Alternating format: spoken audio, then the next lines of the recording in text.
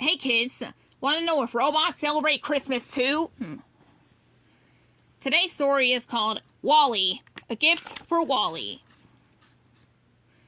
Wall-E and Eve peeked over the top of a pile of garbage. The humans were acting very strange. What were they up to now? They saw two men stringing small colored lights along a rusty iron fence. Another set up a plastic statue of a white-bearded man in a red suit, red hat, and black boots. A woman propped up a fake silver tree and decorated it with shiny red and green glass balls.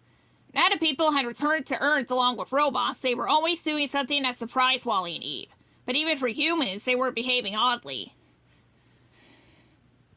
Now, strangest of all, the captain from the spaceship Axiom was singing in a loud, joyful voice. Wall-E and Eve listened to the words carefully. Confused, they looked at each other. Rudolph? A glowing nose? They thought Rudolph must be a kind of robot, like them. But neither of them had ever heard of a reindeer bot before. Wall-E and Eve snuck closer to where the humans were working. They called their bot friends over. While all the robots watched curiously, the humans hung a green circle with small red dots on a storefront. More of the humans started singing. One small girl even shook a silver ball. Some of the robots had seen behavior like this before, when they were living on the Axiom. It seemed to happen every 12 months. They had never been able to figure it out.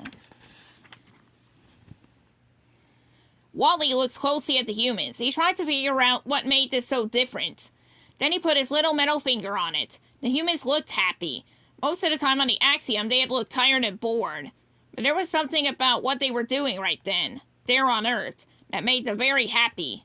Wall-E thought that if it made the humans so happy, maybe it would make the robots happy too. For hours, the robots studied the humans. They stored what they saw in their computer brains. Then they set out to copy the humans. Some of the bots picked up trash that the humans had left. Bits of tinsel, fake holly, and scraps of brightly colored paper.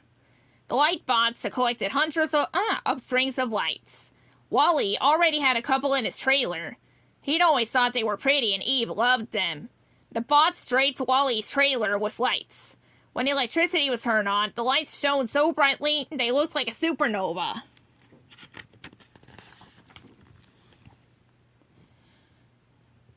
Mo hung up old stockies on a wall.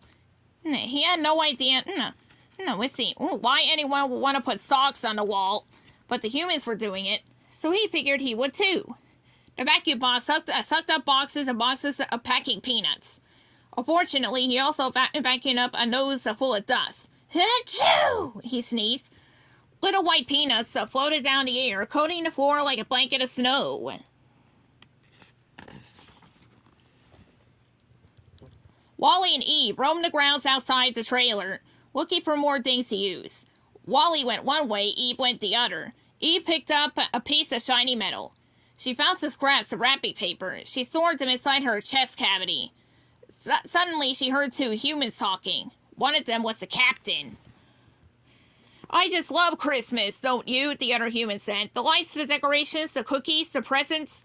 Christmas is my favorite time of year. Christmas. What a lovely word. Eve rolled it around in her mind. It sparked all her circuits. Was that the name for what the humans were doing? She sought to listen more closely to what they were saying. Yes, the captain said slowly. But don't forget, Christmas isn't about things. That's just what by and large wanted us to believe. It's about giving, not just presents. It's about showing your friends and family that you care for them.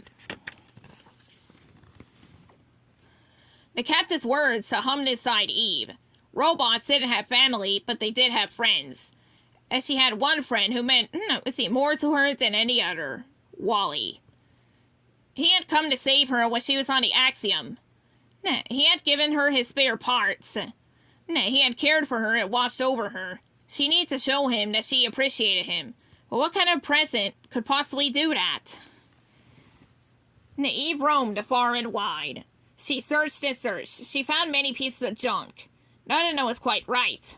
Then, far from Wall-E's trailer, her gaze locked on the perfect present.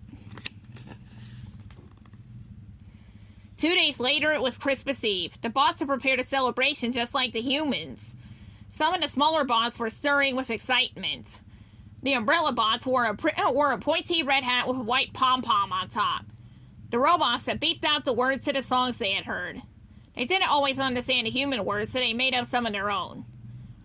While the bots were celebrating the holiday in their own high-tech way, Eve pulled Wally aside. She held out a present wrapped in pretty patterned paper. Wally looked surprised. "Eva?" he asked. Eve nodded.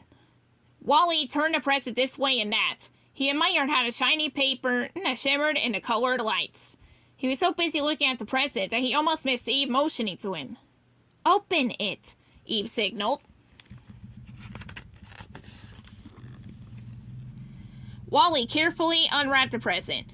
He pulled it up each scrap of paper and laid it on the ground next to him. Finally, he pulled away the last piece. In his hands, Wally held a little evergreen, a miniature Christmas tree. The longer version of Eve's name was Extraterrestrial Vegetation Evaluator. She had been trained to find plants and was drawn to this little tree. She knew that Wally, with his kind ways and big heart, would take care of this present, this living thing, better than anyone else. Wally and Eve went outside, looking for the perfect spot. Together they dug a hole in the earth and planted the Christmas tree. Wally placed a shiny silver star on the top. Wally and Eve looked at the tree. The star twinkled brightly. It reflected the light from the real stars that shining far above in the night sky. Eve reached out her hand. Wally took it. "Eva," he said. Now he understood why humans liked Christmas so much. The end.